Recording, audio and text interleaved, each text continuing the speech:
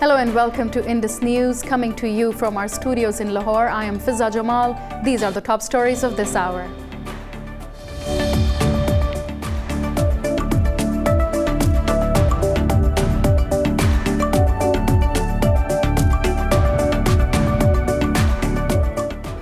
At least 27 Iranian soldiers have been killed in a suicide attack in southeast Sistan-Balochistan province. Iran's Revolutionary Guard said that 13 other soldiers were wounded when their bus was struck by an explosives-laden vehicle. The attack was claimed by the al-adl terrorist group. In a tweet, Iran's Foreign Minister Javad Zarif said that it was no coincidence that the attack took place on the day that a US-backed summit on the Middle East started. The US is using the summit in Warsaw to increase diplomatic pressure on Iran.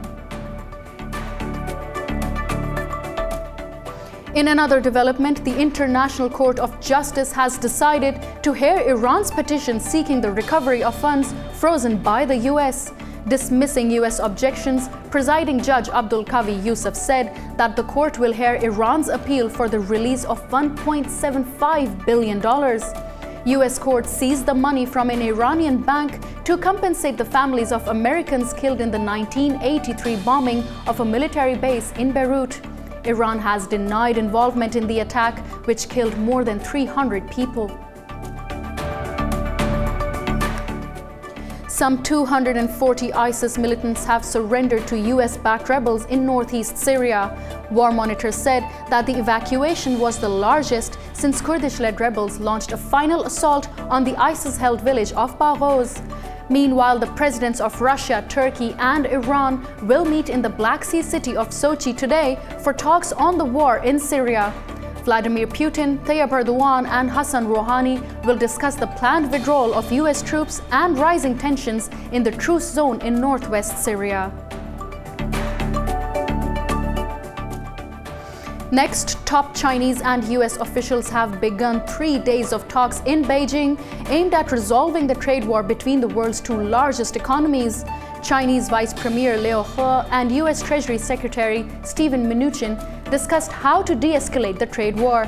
US President Donald Trump has threatened to impose tariffs on $200 billion worth of Chinese imports if a deal is not struck by March the 1st. Meanwhile, Democrats have said that Congress will oppose US military intervention in Venezuela. During a hearing, Foreign Affairs Committee Chairman Eliot Engel expressed concern about President Donald Trump's hints that military action could be taken. Earlier, Trump warned Venezuela that all options are on the table. He demanded that President Nicolas Maduro lift a blockade on US humanitarian aid shipments. And in sports, Pakistan's top T20 cricket tournament starts in United Arab Emirates today. The fourth season of the Pakistan Super League will feature 40 top international cricket players from 9 nations. Group stage matches will be played in UAE, while the knockout round and finals will be played in Pakistan. The opening match of the tournament will be played between defending champions Islamabad United and Lahore Qalandars.